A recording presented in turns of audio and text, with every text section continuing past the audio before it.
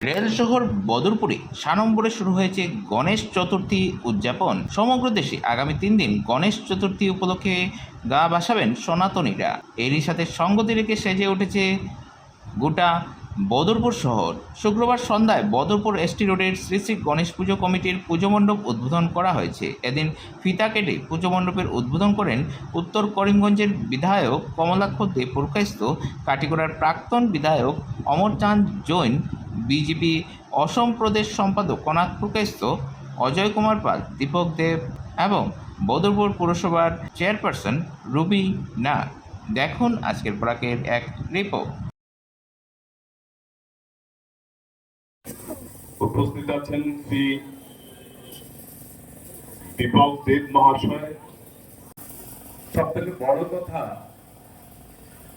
আমি প্রথমে ধন্যবাদ জানাবো এই যে পুজোর আয়োজক যারা, তাদেরকে।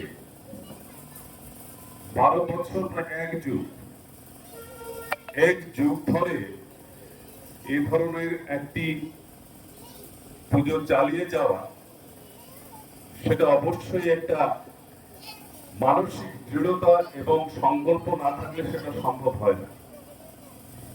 এবং তারা এতদিন ধরে এই পূজাকে সুন্দর এবং সুষ্ঠুভাবে এখানে চালিয়ে যাচ্ছেন।